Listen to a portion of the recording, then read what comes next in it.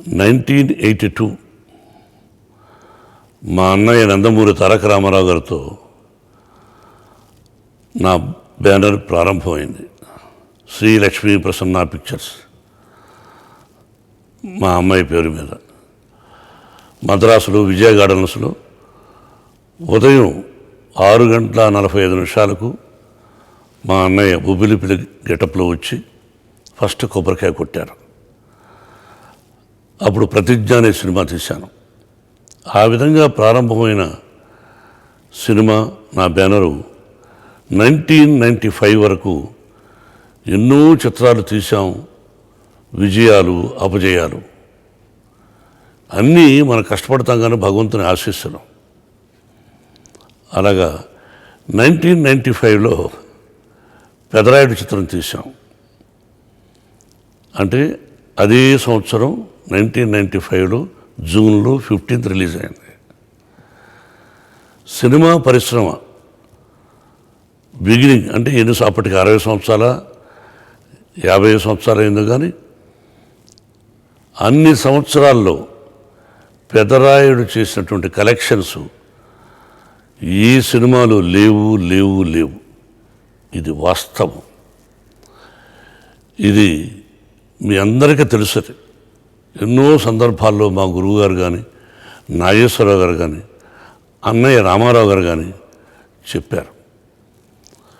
First show కూడా preview అన్నయ్యకి చూపించాను. అద్భుతం బ్రదర్, ఇది గొప్ప విజయాన్ని సాధిస్తుంది అని చెప్పారు. ఇదంతా దైవాధనమే. మరి ఆ సినిమా రైట్స్ అంటే వేరే తమిళ పిక్చర్ నాటామై అనే సినిమా తమిళ్లో ఘన విజయాన్ని సాధించింది. దాన్ని రజనీకాంత్ చూసి నాకు ఒకసారి ఫోన్ చేశాడు. ఏరా రమ్మన్నాడు ఇంటికి. అప్పుడు మెడ్రాస్లోనే ఉన్నాం. ఎందుకు రా అన్న? రారా అని చెప్తానన్నాడు. ఇంటికి వెళ్ళాను. అరే, నాటామై అనే సినిమా రిలీజ్ అయింది, గొప్ప విజయాన్ని సాధించింది. రైట్స్ ఆయన్ని నువ్వు మాట్లాడుకో కావాలంటే నేను ఆయనకు చెప్తాను ఈ రైట్స్ మాకు కావాలని, నువ్వు వెళ్ళి మాట్లాడుకో అన్నాడు. ముందు సినిమా చూడరా అన్నాడు. సినిమా చూశాను థియేటర్కి వెళ్ళి. అద్భుతంగా ఉంది. మళ్ళీ వాడి దగ్గరికి వచ్చాను. ఎరా బాగుందిరా, మరి ఏంటన్నా? నేను ఆల్రెడీ చెప్పాను రా, నువ్వు వెళ్ళి మాట్లాడన్నాడు. ఆర్బి చౌదరి గారు దాని నిర్మాత, ఆయన మార్వాడి అనుకుంటాను. ఐ డోంట్ నో, ఆయనకు తెలుగు తెలియదు. సార్ ఇలాగా చెప్పారండి, రజనీకాంత్ గారు చెప్పారు, ఇంకా ఆయన చెప్పిన తర్వాత ఏముంటుంది, రైట్స్ ఇస్తాను తీసుకోండి అన్నాడు. రేటు ఆయన ఒక రేటు చెప్పారు. ఏం సార్ ఏమైనా తగ్గిస్తారా? ఇంతకంటే మీరు కాబట్టి రజనీకాంత్ గారు చెప్పారు కాబట్టి ఇస్తున్నాను, లేకపోతే నేను ఇంకా ఎక్కువ చెప్పేవాడిని అన్నాడు. సరే, ఆ డబ్బు ఇచ్చి కొనుక్కున్నాం. కొనుక్కున్న తర్వాత గమ్మత్తు విషయం ఏంటంటే, రవిరాజ పెనిశెట్టి దర్శకుడు. వాడు నేను మంచి స్నేహితులం. మంచి దర్శకుడు రవిరాజ. వాడిని పిలిచి సినిమా చూడమన్నాను. థియేటర్కి వెళ్ళి సినిమా చూశాడు. అంతకుముందు రవిరాజ ఎం ధర్మరాజు ఎంఏ సినిమా తీశాడు అతను ఓన్ బ్యానర్లో. అలాగే నాకు ఒక సినిమా చేయాలి అతను, అందుకని ఏమయ్యా అని అడిగారు. వీళ్ళు చూశాడు. బాబు అంతా బాగానే ఉంది కానీ ఏదో డౌట్ ఉంది, నాకు ఒక 1 day టైం ఇస్తావా అన్నాడు. ఎందుకు వాళ్ళ టైము? రజనీకాంత్ చూశాడు, నేను చూశాను, నువ్వు చూసావు, బాగుందంటున్నావు, మళ్ళీ డౌట్స్ అంటావు. డౌట్స్ ఏదో మార్చుకోవచ్చు కదా అన్నాను. అయినా 1 day అడిగాడు. ఈలోగా నాకు కోపం వచ్చి డైరెక్టర్ బి గోపాల్ అసెంబ్లీలో కూడా తీశాడు నాకు 25 వరాల చిత్రం. గోపాల్కి ఫోన్ చేశాను, వచ్చాడు. ఏం గోపాల్, ఇలా పలానా చిత్రం రైట్స్ కొన్నాను, నువ్వు చెయ్యాలి. రవిరాజాని అడిగాను, వాడికి ఏదో డౌట్ చెప్పాడు, మరి నీ సంగతి ఏంటన్నాను. సినిమా చూడకుండానే అన్న నాకు ఏదో ఒక సినిమా ఉంది, డేట్స్ కుదరమేమో తప్పించుకున్నాడు. సరే, ఎందుకు తప్పించుకున్నాడో నాకు తెలియదు.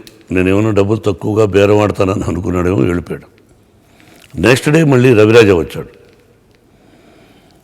బాబు నేను సినిమా చేస్తాను అన్నాడు. ఎస్, అయిపోయింది. నెక్స్ట్ దానిలో ఒక పాత్ర ఉంది, నాకు తండ్రి అంటే పెదరాయుడు తండ్రి. ఇక రజనీకాంత్ దగ్గర పోయాను. ఏరా పెదరాయుడు తండ్రి పాత్ర ఉంది, అది ఎట్లా అనుకుంటున్నాను, అన్నీ సెటప్ అయినాయి, రవిరాజ డైరెక్టరు ఆలోచిస్తున్నారు అన్న. నువ్వు ఆలోచించింది ఏంట్రా, నేను చేస్తున్నా అన్నాడు.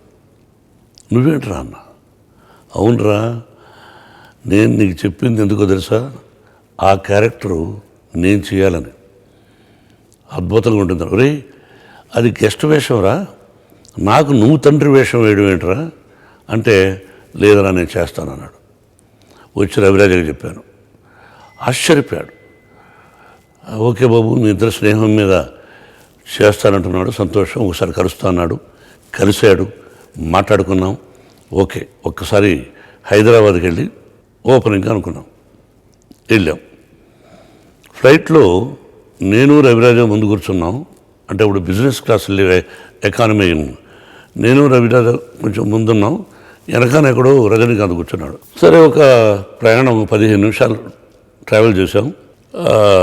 ఎయిర్ హోస్టు ఒక స్లిప్, ఒక కవర్ ఇచ్చింది. ఏంటని అడిగితే రజనీకాంత్ గారు ఇచ్చారు అన్న. సరే, కవర్ చూస్తే రజనీకాంత్ ఫోటో. వాడు ఈ సినిమాలో చేస్తానని చెప్పి వాడే ఇంట్రెస్ట్ తీసుకొని వాళ్ళ విగ్ మేకర్ని పిలిచి, వాళ్ళ మేకప్ మ్యాన్ పిలిచి, వాళ్ళ డ్రెస్ మేకర్ని పిలిచి గెటప్ వేసి తీసిన ఫోటో చూసి షాక్ అయ్యాను. What a sincerity fellow, hats up to him. అటువంటి స్నేహితుడు నాకు ఉండడం గొప్ప గర్వకారణం. పక్కనే రవిరాజు చూసి, బాబు అద్భుతం, నేను వెళ్ళి థ్యాంక్స్ చెప్పాను. సరే, వెళ్ళి థ్యాంక్స్ చెప్పాడు. నేను కూడా వెళ్ళాను. ఒరే అద్భుతంగా ఉందని అన్నాం. ఇక హైదరాబాద్ దిగిన తర్వాత ఆర్టిస్టులు ఎవరా అనుకొని భానుప్రియ, సౌందర్య, ఇక మిగతా ఆర్టిస్టులు అందరినీ కన్ఫర్మ్ చేశాం. Next opening. టైటిల్ ఏంట్రా అన్న. పెదరాయుడు పెట్టు అన్నాడు. ఒరే ఎందుకురా, ఈ టైప్లో అంతకుముందు ఇది ఒక సినిమా వచ్చి ఆడలేదు, మళ్ళీ పెదరాయుడు ఏంట్రా అన్న. నువ్వు పెట్టరా, నువ్వు నా మాట వినన్నాడు. పెదరాయుడు టైటిల్. ఓపెనింగ్. మా అన్నయ్య ముఖ్యమంత్రి అప్పుడు. సరే, అన్నయ్య దగ్గరికి పోయి, అన్నయ్య ఇలా అని చెప్పాను. ఆల్ రైట్ వస్తున్నామన్నారు. అది కృష్ణ ఓబ్రాయ్, అంతకుముందు దానికి ఎదురుగా హాలిడే అని ఉండేది.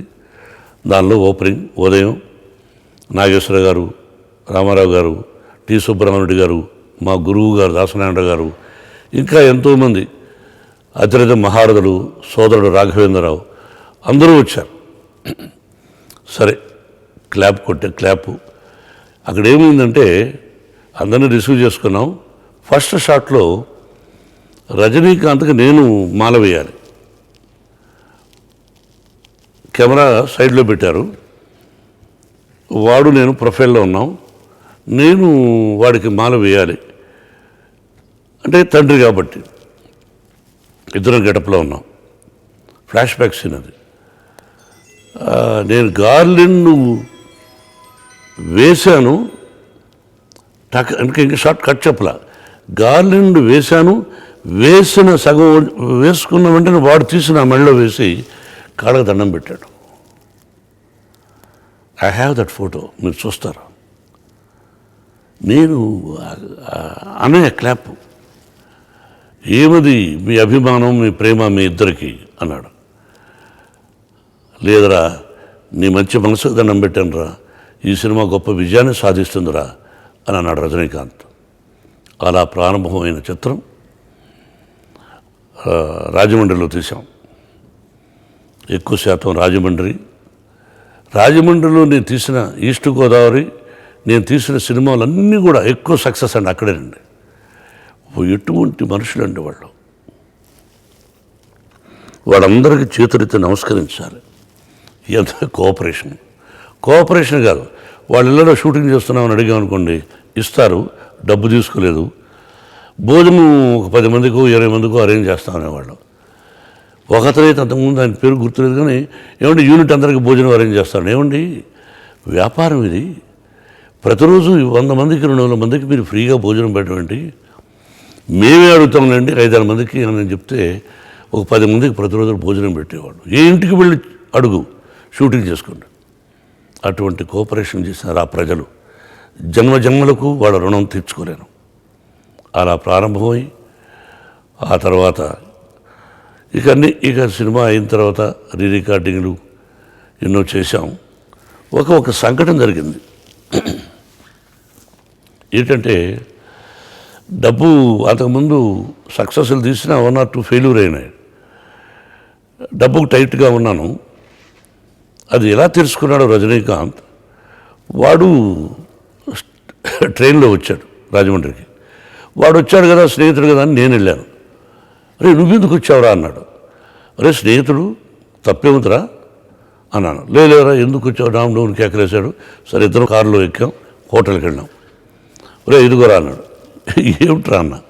తీసుకురా ఓపెన్ చేయరా అన్నాడు. ఓపెన్ చేసి చూస్తే 45 lakhs ఉంది. ఇది 1995. ఏంట్రా అన్న. ఒరే నాకు తెలుసురా నువ్వు టైట్గా ఉన్నావని, సినిమా గొప్ప విజయాన్ని సాధిస్తుందని మళ్ళీ చెప్తున్నాను, సినిమా రిలీజ్ అయినాక ఎవరా అన్నాడు. What a man, what a friend. I love him till today, he loves me. వాడు నేను వాడిని ఇష్టపడతాం. ఒకరి దగ్గర నుంచి ఒకరు ఆశించేది లేదు. ఆ స్నేహం, ఆప్యాయత, ప్రేమ ఇది సినిమా పరిశ్రమలో చాలా తక్కువ, రేర్. అటువంటిది వాడొకడు మంచి స్నేహితుడు.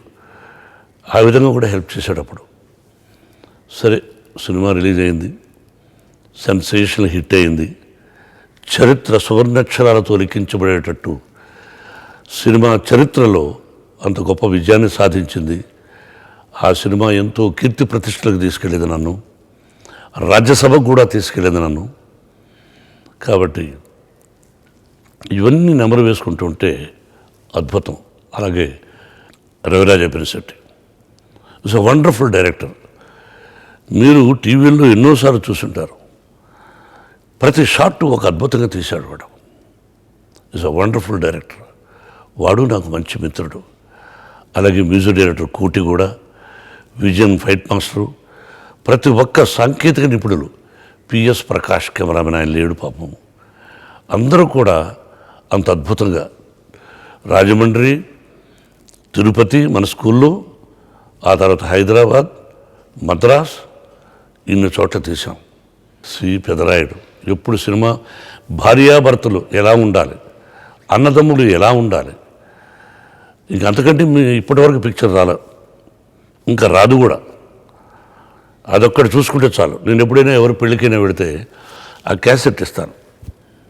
భార్యాభర్తలు ఎలా ఉండాలి అన్నది ఇది చూసి నేర్చుకోండి. ఎన్నో ఉంటాయి, but this is the movie అని చెప్తుంటాను.